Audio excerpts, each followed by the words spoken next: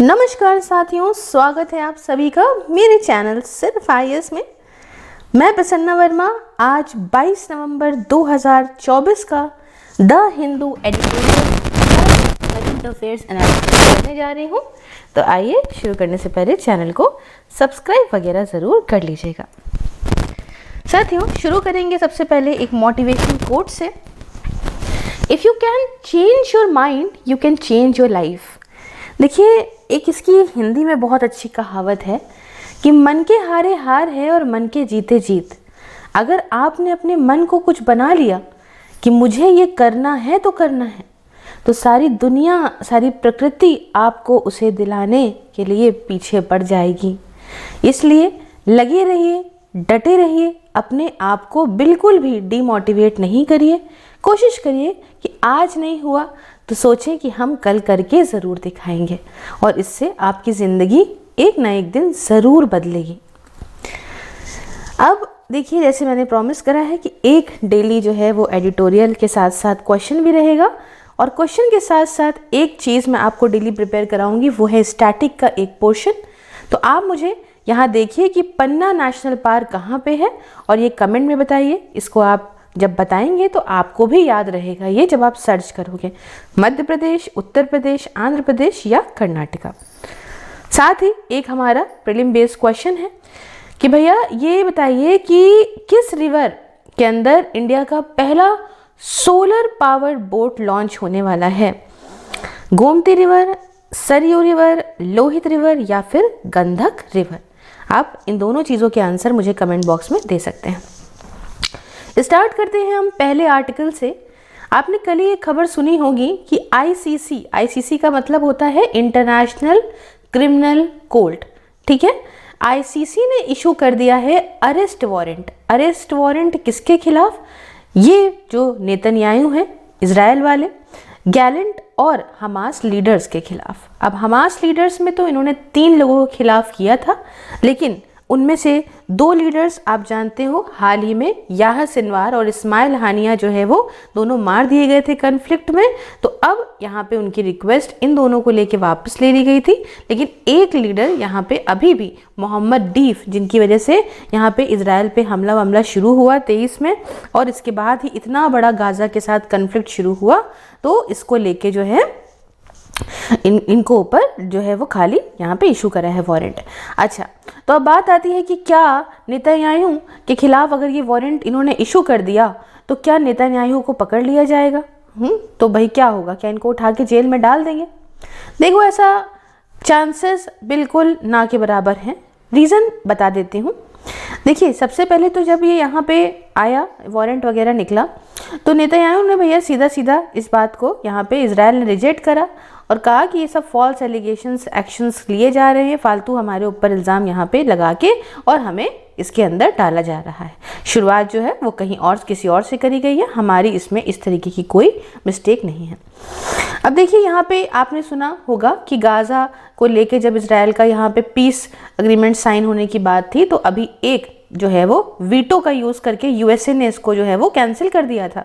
Veto power क्या होती है कि अगर मान लीजिए कि कई सारे देश बैठे हैं यहाँ पे, जो परमानेंट मेंबर्स मान लीजिए 5 हैं, और वीटो पावर ये है कि अगर एक ने भी अपनी वीटो पावर का उपयोग कर दिया और कह दिया कि हम इस डिसीजन के खिलाफ हैं, तो फिर वो डिसीजन पास नहीं होगा। जैसे कि जब हम मतलब भारत कहता है कि हमें इंटरनेशनल सिक्योरिटी काउंसिल में सीट, परमानेंट सीट चाहिए, तो यहाँ पे बार बार क्या कर देता है कि चाइना जो है अपनी वीटो का यूज़ कर लेता है। तो सेम यहाँ पे इस केस में गाज़ा और इजराइल के अभी हाल फिलहाल में यूएसए ने भी करा। अब यहाँ पे देखिए, बात क्या है कि इंटरनेशनल क्रिमिनल कोड कितना भी इशू कर ले, सीज फायर या और चीज़ों के लिए, या वारंट वगैरह जो भी इशू कर ले, ये प्रैक्टिकली पॉसिबल इसलिए नहीं होगा क्योंकि यहाँ पे इजराइल और मेजर एलाय जो यूएस के हैं, वो उसके मेंबर है ही नहीं कोर्ट के, समझे। और यहाँ पे हम देखिए, भारत भी नहीं मानता है इसकी बात है ना, भारत के रेफरेंस में भी समझेंगे। तो ये मोटे मोटे यहाँ को लेके बात है। आइए अब शुरू करेंगे तो आपके साथ कोई और मिसहैपनिंग ना हो, आपका पेपर बढ़िया और डिसिप्लिन तरीके से निकले, इसलिए मेरे द्वारा रन किया जाने वाला है 1 दिसंबर से वर्चुअल लाइब्रेरी। बहुत ही अमेजिंग है, इसमें सभी लोग एक साथ बैठ के आराम से पढ़ सकते हैं। इस बारे में जानकारी लेने के लिए आप कमेंट या डिस्क्रिप्शन बॉक्स में चेक कर सकते हैं या मुझे व्हाट्सएप पे 9919785532 पे कांटेक्ट कर सकते हैं। आइए अब आगे बढ़ते हैं। अब ये न्यूज़ देखिए ज़्यादातर तो नहीं कवर करी गई है, लेकिन मैंने इसलिए कवर कर ली है क्योंकि ये एशियंट हिस्ट्री के पर्सपेक्टिव से आपको याद रहनी चाहिए, और हो सकता है एक तुक्के वाली बात भी है कि ये जो है वो जगह के बारे में पूछ लिया जाए प्रीलिम्स के अंदर या किसी भी वनडे एग्जाम के अंदर। आइए देखिए तो हुआ क्या है, फटाफट से इसको कवर करते हैं कि rock cut footprints, human figures, ये सब जो मेगालिथिक पीरियड के टाइम के हैं, ये सब मिले हैं कहाँ? केरला के कान्हीरापॉयल में, है ना। तो थोड़ा सा इसके बारे में बताती हूँ, 2 बातें मोटी मोटी समझ लीजिए। एक तो मेगालिथिक पीरियड के बारे में, साथियों ये पीरियड करीब लास्ट किया था 2500 BC से करीब जो है वो 200 AD तक, और ये एसोसिएटेड है न्यूलिथिक स्टोन एज से और अर्ली हिस्टोरिकल पीरियड से। तो इस पीरियड को, इस मेगालिथिक पीरियड को आप अच्छे से याद रखिएगा। अब हुआ क्या है, थोड़ा सा इसको भी जान लीजिए कि एक रिमार्केबल आर्कियोलॉजिकल डिस्कवरी यहाँ पे कान्हीरापॉयल में आई है। कहाँ पे? इन मक्काई ग्राम पंचायत जो कि केरला के अंदर है, जहाँ पे करीब 24 पेयर्स प्री हिस्टोरिक फुटप्रिंट्स और ह्यूमन फिगर्स के यहाँ पे देखने को मिले हैं, एक रॉक पे प्राइवेट प्रॉपर्टी के। मोटा मोटा आप इतना ही समझ लीजिएगा, यही आपके लिए काफ़ी इंपॉर्टेंट है। बहुत डिटेल से हम इसके अंदर नहीं जाएंगे, 2 इंपॉर्टेंट चीज़ें आपको मैंने बता दी। तीसरा इंपॉर्टेंट आर्टिकल जो है, ये खबर भी आपने कल सुनी होगी, आई गई थी सुर्खियों में, आज द हिंदू कवर कर रहा है कि केनिया ने कैंसिल कर दी propose deal with Adani group. आप बहुत अच्छे से जानते हैं कि कुछ वक्त पहले भी यहाँ पे अफ्रीका के अंदर इस जगह पे अडानी ने, जब अडानी का सीन क्या है, अडानी आपने देखा होगा कि भाई कल ही ऐसी, परसों से न्यूज़ थी लेकिन कल आपने हालत देखी कि अडानी के शेयर गिर गए जब से यूएस की एक स्टेट के कोर्ट ने एलिगेशंस यहाँ लगाए हैं कि अडानी ने क्या करा है, अडानी ने ब्राइब दी है। कहाँ पे दी है? इंडिया के अंदर ऑफिशियल्स को ब्राइब दी है ताकि वो यहाँ से कॉन्ट्रैक्ट लें, और इसी बेसिस पे उन्होंने वहाँ पे बॉन्ड के थ्रू यूएस इन्वेस्टर्स के साथ फ्रॉड किया, उनका पैसा जो है वो निवेशकारों का अपने कंपनी में निवेश कराया, ये बोल के कि हम इसमें 2 बिलियन का बीच में प्रॉफिट कमाएंगे और ये वो। तो भाई उन्होंने कहा कि भाई इन्होंने ब्राइब दी है। अब देखिए इसके बहुत सारे पॉलिटिकल रीजंस हैं, बहुत सारी चीज़ें हैं, तो वो एक अलग सीन चलता चला जा रहा है। लेकिन अभी इससे इफेक्ट क्या मिला? अभी सिर्फ इल्ज़ाम लगा है, कुछ प्रूफ नहीं हुआ, कुछ नहीं हुआ। लेकिन बहुत सारे देशों में, अभी हम देख रहे थे तो श्रीलंका के अंदर भी ये था कि भाई देख के सारे काम करो। बहुत सारी अलग अलग जगहों पे अडानी जहाँ पे टेंडर के लिए अप्लाई कर रखा था। अब आप जानते हैं इनके पोर्ट तो कई जगह है विश्व में, लेकिन एयरपोर्ट के लिए यहाँ पे इन्होंने अप्लाई करा था, है ना। तो अब ये जब से एलिगेशंस यहाँ लगे, इल्ज़ाम लगा इनके ऊपर फ्रॉड का, तो आप समझ लीजिए यहाँ पे साफ खुले शब्दों में केन्या के अंदर, यहाँ पे जो पार्लियामेंट के अंदर वहाँ के, कि कैंसिल कर दिया उन्होंने प्रपोज डील अडानी ग्रुप के साथ में। अब आप कहेंगे कि केन्या के अंदर क्यों भाई कर दिया? केन्या से क्या मतलब है? केन्या क्या यूएस का बड़े करीब चला जा रहा है क्या, जो कि इतनी बातें सुन रहा है? जी हाँ दोस्तों, आजकल केन्या जो है वो बड़े करीब टहल रहा है यूएस के, और यूएस भी सोच रहा है कि बढ़िया है केन्या को जो है बढ़िया, इनके साथ हम डिफेंस वाला इक्विपमेंट अपना बेच देंगे। तो केन्या के प्रेसिडेंट ने इस बात को कहा है, और यही है कि भाई इन्फॉर्मेशन जो मिली है इस बेसिस पे हम अग्रीमेंट इनके साथ में तोड़ते हैं। मेन एयरपोर्ट की जो कैपिटल है नैरोबी के अंदर था, तो इसके लिए हम ख़त्म करते हैं। अब बात क्या थी कि भाई देखिए, अब अभी नहीं कह सकते, अब जब भी कितना भी टाइम लगे, साल 6 महीने, जब इनका सॉल्व होगा, हो सकता है बाद में यहाँ पे वापस से अडानी के लिए एंट्री बना पाना इजी हो, बट अभी तो मुझे लगता नहीं है कि ऐसा कुछ हो पाएगा। और यहाँ देखिए फिर घूम फिर के चाइना की बल्ले बल्ले देखने को मिल रही है। बहरहाल आते हैं अब यहाँ पे केन्या कहाँ पे है, थोड़ा सा आप ये देख लीजिए। केन्या यहाँ पे देख लीजिए, अफ्रीका के अंदर इस जगह पे कहीं पे आपको देखने को मिल जाएगा। चलिए अब यहाँ पे एक आर्टिकल जो एडिटोरियल इम्पॉर्टेंट है, डीप समझने की ज़रूरत है। हो सकता है इसके टेक्स्ट आपको थोड़े छोटे से लग रहे हो, लेकिन आपको मैं बहुत ही शॉर्ट में अच्छी तरह से समझाने का प्रयास करती हूँ। देखिए, टॉपिक है कि क्या सोशल मीडिया ज़्यादा हार्म कर रहा है, अच्छे से ज़्यादा बुरा कर रहा है हमारी डेमोक्रेसी में, या कहीं भी। तो आइए थोड़ा समझाने का प्रयास करते हैं कि कहना क्या चाहते हैं। देखिए, ये तो पूरा एडिटोरियल जो है वो एक्स, जो कि पूर्व में ट्विटर के नाम से आप जानते थे, अभी एलॉन मस्क ने खरीदा तो इसका नाम एक्स कर दिया, इसके ही आसपास घूम रहा है। बात क्या हुई थी कि यूके के अंदर गार्जियन न्यूज़पेपर ने अनाउंस ये करा था कि हम अब कुछ भी ज़्यादा मतलब पोस्ट नहीं करेंगे एक्स पे, ये कह के कि अब ये बेकार हो गया, टॉक्सिक मीडिया प्लेटफॉर्म हो गया है, और इनके जो ओनर एलॉन मस्क हैं वो इसका यूज़ कर रहे हैं। किस लिए?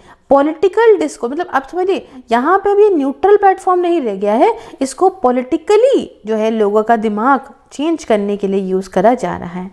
तो भाई सीधी बात है कि ये खतरा बनता चला जा रहा है डेमोक्रेटिक सोसाइटीज़ के अंदर। अब देखिए, थोड़ा सा मैं आपको प्रोज एंड कॉन्स दोनों बताऊंगी इसके अंदर, एक एक चीज़ें में चलिएगा। अब देखिए, बहुत सारी बातें हैं यहाँ पे, सोशल अलग अलग लोगों का, मतलब शॉर्ट में समझिए कि अलग अलग लोगों का अलग अलग विचार है। भाई यहाँ पे ये कहना है कुछ का कि देखिए सोशल मीडिया ऐसे तो अच्छी चीज़ है, कि अब फेसबुक की बात करें तो अब हम फेसबुक पे देखते हैं कि बिलियंस ऑफ लोग हैं यहाँ पे, सब एक दूसरे से कनेक्ट करते हैं, अपनी प्राइवेट लाइफ शेयर करते हैं। बट सीन क्या है कि अगर हम सब चीज़ों को ब्लैक लिस्ट में डाल देंगे तो फिर कैसे ही कौन यूज़ करेगा।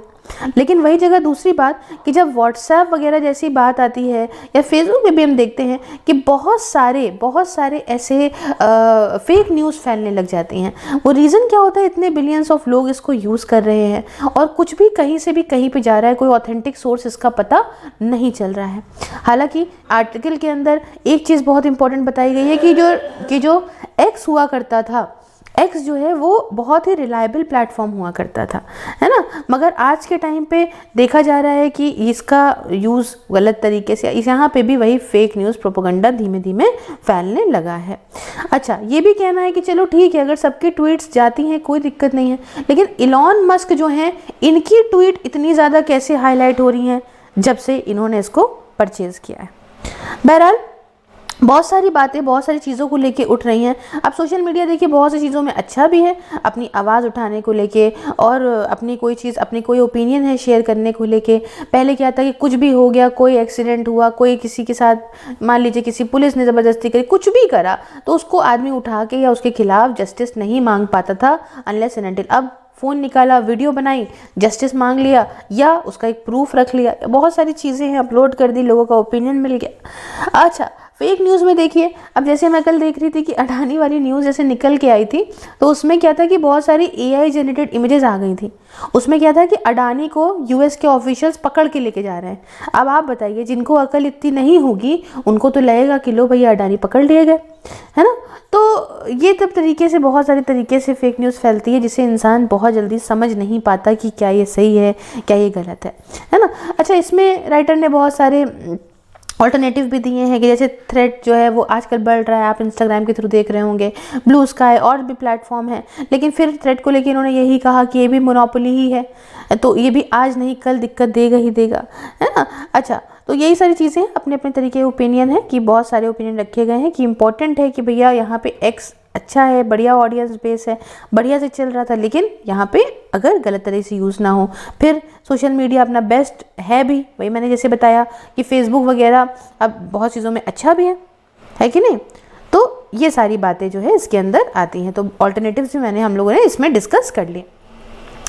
अब ये आपने कल न्यूज़ सुनी होगी कि Russia launched N ICBM for first time, है ना, सेज यूक्रेन। अभी यहाँ पे क्या है कि ICBM मिसाइल के बारे में आपको मैं बताती हूँ। ICBM का फुल फॉर्म होता है दोस्तों इंटर कॉन्टिनेंटल बैलिस्टिक मिसाइल, ठीक है। इसकी रेंज कम से कम मान लीजिए 5000 से 5500 किलोमीटर तक ये जाती है, लेकिन ये रशिया ने 1400 के आसपास किलोमीटर्स में ये ऐसे क्यों करा? पहले समझिए ICBM मिसाइल का होता क्या है। एक ये वीडियो मैं यहाँ नहीं डाल पाई हूँ, इसमें देखिए इन्होंने जब किया तो होता क्या है कि जैसे मान लो कि यहाँ से मिसाइल निकली, ठीक, और इसमें ये अब इसमें क्या है, कल तो जो मतलब जो रशिया ने जो यहाँ पे मिसाइल दागी, इसके अंदर न्यूक्लियर वॉरहेड नहीं लगा, लेकिन न्यूक्लियर वॉरहेड लगा सकती थी। अभी तो फिलहाल रशिया ने सिर्फ और सिर्फ अपना शोकेस करा है कि देखो भाई हमारे पास भी चीज़ें हैं। आपने देखा होगा कि इन्होंने अपनी न्यूक्लियर ट्रीटी के अंदर जो है कुछ अमेंडमेंट्स चेंजेस लेकर आए कि भैया अगर कोई कंट्री ऐसी कंट्री का जो है साथ ले रही है जिसके पास न्यूक्लियर वेपन्स हैं तो उस कंट्री को हम यहाँ पे जो है वो अटैक कर सकते हैं। ठीक है, तो यहाँ पे आप देख सकते हो आईसीबीएम मिसाइल किस तरह से होती है। यहाँ से सीधा आई एक मिसाइल, ऊपर गई और इसके कई सारे वॉरहेड कई जगह गिरे। तो आपने उस वीडियो में भी देखा होगा, जैसे चमक रहा है तो इसमें बहुत सारे ऐसे टप टप टप टप करके गिर रहे थे, है ना। तो यहाँ पे तो सिर्फ रशिया ने शोकेस करा है कि हमारी टेक्नोलॉजी देख लीजिए, और हम हालांकि अभी हमने भारत ने भी इसको टेस्ट करा है कि देख लीजिए कि हम चाहेंगे तो अब अगला अटैक आप पे भी करेंगे बहुत तगड़ा, तो हमें फर्जी उकसाइए मत। अब हम लोग तो कौन वॉर चाहता है, यही रहे, अच्छा रहे कि भैया ऐसा ही चलता रहे जब तक ट्रम्प पावर में ना आ जाए, क्योंकि अगर उसके पहले कोई न्यूक्लियर वॉर हो गई तब तो फिर इसको रोकना बहुत मुश्किल हो जाएगा। बहरहाल ये चीज़ जो है यहाँ पे आप देख सकते हो कम शब्दों में इजी तरीके से ये क्या हुआ था, कैसे हुआ था और क्या चीज़ जो है यहाँ पे हुई है। ठीक है, अब यहाँ पे एक हम एडिटोरियल डिस्कस करने जा रहे हैं लास्ट में, वो है India needs an environmental health regulatory agency. देखिए काफ़ी छोटे टेक्स्टों में लिखा हुआ है, इसको भी शॉर्ट में आप इसी तरीके से मैं आपको समझाने की कोशिश करूँगी। आई होप आपको समझ में बढ़िया तरीके से आ जाएगा। तो देखिए सीन क्या है यहाँ पे, अभी जानते हो आपकी COP29 की मीटिंग हुई थी बाकू अज़रबैजान के अंदर। ठीक है ना, COP क्या होता है, कॉन्फ्रेंस ऑफ पार्टीज़। ये सब तरीके से आपको डिटेल से जानना है तो हमारी इन्वायरमेंट की प्लेलिस्ट जो है आप चेकआउट कर सकते हो, काफ़ी फेमस है। आप सिर्फ IS इन्वायरमेंट डाल दोगे गूगल पे, आपको बढ़िया मिल जाएगा। खैर, तो अब देखिए यहाँ पे क्या है कि सभी भाई हमने भी कमिटमेंट कर रखी थी कि हमें भाई साथ देना है, पोल्यूशन कम करना है, बट यहाँ देखने को मिला कि हमारा भारत का 6% ज़्यादा ग्रीन हाउस गैस का एमिशन रहा पिछले साल से। अब आप कहेंगे क्या वजह रही थी, तो देखिए ये है कि इंडिया क्रिटिकल जंक्चर में अपने इन्वायरमेंटल और पब्लिक हेल्थ जर्नी में। दूसरी बात, हम ग्रोथ में जब जाते हैं तो जब इकोनॉमिक्स बढ़ती है तो कहीं ना कहीं इन्वायरमेंट जो है उसकी ही बिना पे ही बढ़ती है। आपने देखा होगा कि कोविड में सब फैक्ट्री वगैरह सब बंद हो गई, तो जब यहाँ पे पैसा रुपया कुछ चलेगा ही नहीं, कुछ इंडस्ट्री चलेगी ही नहीं, तो ऑब्वियस सी बात है कि पोल्यूशन देखिए कम होने लगा था। तो ये होता है। अब यहाँ पे जो मुद्दे की बात आ रही है वो समझिएगा, बाकी सब चीज़ों को छोड़ देते हैं, इसको शॉर्ट फॉर्म में हम लेके चलेंगे EHRA। ठीक है, समझ जाइएगा, इन्वायरमेंटल आपका जो है हेल्थ रेगुलेटिंग एजेंसी को हम लोग EHRA बोलेंगे। अब देखिए यहाँ कहने का मतलब क्या है कि इन्वायरमेंट, ये जो EHRA है ये ज़्यादा कॉम्प्रिहेंसिव होगी अगर हम इसको लेकर आएँ, क्योंकि हम ये समझते हैं कि इकोनॉमिक ग्रोथ के चलते यहाँ पे हमारी इंटर डिपेंडेंसीज है क्लाइमेट, इन्वायरमेंट और हेल्थ और इकोनॉमी के बीच में, है ना। और अगर ये सारे इश्यूज़ को एक साथ हमें एड्रेस करना है तो ये मुश्किल है। इसलिए अगर कोई एक एजेंसी हो जाए जो इन सारे इश्यूज़ पे ध्यान रखे और इन इश्यूज़ को, इनके सलूशन को इंटरनेशनल लेवल के तरीक़ों से मैच करे तो ज़्यादा अच्छा होगा। अर्जेंसी क्यों है, थोड़ा समझाती हूँ। देखिए बहुत सारी स्टडीज़ में देखा गया है कि बहुत सारी स्टडीज़ करी गई हैं अलग अलग स्टेट्स में, रूरल जगहों पे, अर्बन पॉपुलेशन में, और इनमें यही पता चला कि हेल्थ को जो अफेक्ट करने वाली चीज़ें हैं वो क्या हैं। बताइए, आज दिल्ली के अंदर हेल्थ अफेक्ट हो रही है तो रीज़न क्या है? रीज़न वहाँ का पोल्यूशन, एयर है ना। तो एयर से या हेल्थ इफेक्ट होती है, या वाटर से होती है, या सॉइल पोल्यूटेंट से होती है, और इसमें बहुत सारे इसी से ही नॉन कम्युनिकेबल डिजीजेस पैदा हो जाते हैं, है ना। अब एयर पोल्यूशन में आप जाओ, ये पर्टिकुलर मैटर 2.5 की मान लो अगर हम बात कर लें तो इससे आपको रेस्पिरेटरी, कार्डियोवास्कुलर, मेटाबॉलिक डिजीज़ हो जाएंगे, pregnancy outcome, child growth disease, मतलब आपको हर तरह की दिक्कत हो जाएगी, आपको मेंटल हेल्थ डिसऑर्डर अलग तरीके से। अब क्या है, बूढ़े लोगों में चीज़ें हो रही है, फाइनेंशियली पुअर ग्रुप में होती है तो लोग मेंटली बहुत इश्यूज़ में आ जाते हैं क्योंकि पैसा इंपॉर्टेंट बहुत होता है। अब देखिए हमारे यहाँ कई सारी एजेंसी आप देखोगे, सेंट्रल पोल्यूशन कंट्रोल बोर्ड देखोगे, ministry of environment, forest and climate change देखोगे। इंडिया का करंट इन्वायरमेंटल गवर्नेंस मॉडल जो है उसमें क्या है कि भाई देखिए ज़्यादा उसको हेल्थ की तरफ जाना चाहिए, जो हमारा सेंट्रल पोल्यूशन कंट्रोल बोर्ड है वो फोकस करे, जो करता है भाई पोल्यूशन को कंट्रोल करने में, लेकिन यहाँ हम क्या कहते हैं, ministry of environment forest and climate change जो है वो और ब्रॉडर एनवायरनमेंट पॉलिसीज को देखती है। मिनिस्ट्री ऑफ हेल्थ और फैमिली वेलफेयर जो है वो प्रॉपर डिजीज सर्विलांस मैनेजमेंट करती हैं। तो यहाँ पे तीनों में थोड़ा सा डिसकनेक्शन देखने को मिल रहा है, कोई ऐसा प्रॉपर डेटा नहीं है अक्रॉस द मिनिस्ट्रीज जिससे हम एक चीज़ निकालें और उस पर काम कर सकें। तो अगर कोई सेंट्रलाइज एजेंसी होगी जैसे कि EHRA, तो इससे क्या होगा कि इससे पूरे इन्वायरमेंट और हेल्थ डेटा प्रॉपर एक साथ आएंगे और पॉलिसी मेकर भी अच्छी तरह से ट्रैक कर पाएंगे, रेगुलेट कर पाएंगे चीज़ों को, है ना। इनका ये कहने का मतलब है। इसके अलावा भाई देखे जाते हैं कि और भी देशों में अलग अलग तरीके से ऐसी एजेंसीज़ हैं जो वहाँ पे इस तरह से काम करती हैं। इन एजेंसीज़ के माध्यम से अकाउंटेबिलिटी भी तय होगी, अकाउंटेबिलिटी भी बरकरार रहेगी कि भाई बताओ आप ही यहाँ पे अकाउंटेबल, ऐसे तो उन्होंने उस पर इल्ज़ाम डाल दिया, उन्होंने उस पर इल्ज़ाम डाल दिया। इसके अलावा यहाँ EHRA science driven regulatory framework के तौर पे प्रॉपर अच्छे से काम करेगा, है ना। तो जानेंगे कि भाई क्या है, अगर हम इन एयर को, वाटर को, है ना, और सॉइल को, इन्हीं सब चीज़ों को ठीक करने का प्रयास कर दें किसी तरह से, तो ऑब्वियस सी बात है हेल्थ प्रॉब्लम्स नहीं होगी। जब हेल्थी प्रॉब्लम्स नहीं होगी तो लोग स्वस्थ हैं, तो क्या दिक्कत है, कई सारे बर्डन कम होने लग जाएंगे। तो ये सारी चीज़ों को लेके यहाँ पे बात करी गई है, ठीक है। चलिए बस यहाँ तक हम इसको डिस्कस करते हैं। आई होप आपको लेक्चर अच्छा लगा। If yes then do like share and subscribe. कोशिश करूँगी मैं सुबह सुबह इस लेक्चर को लेकर आऊँ भाई, लेकिन क्या ही बताऊँ, मैनेजमेंट ही नहीं हो पा रहा है इसका। चलिए फिलहाल ज्वाइन करिएगा मेंबरशिप को, और बाकी सारे सोशल मीडिया के लिंक डिस्क्रिप्शन बॉक्स में, जिसमें आपको ये PDF जो है वो हमारे टेलीग्राम पर मिल जाएगी। जय हिंद, जय भारत दोस्तों।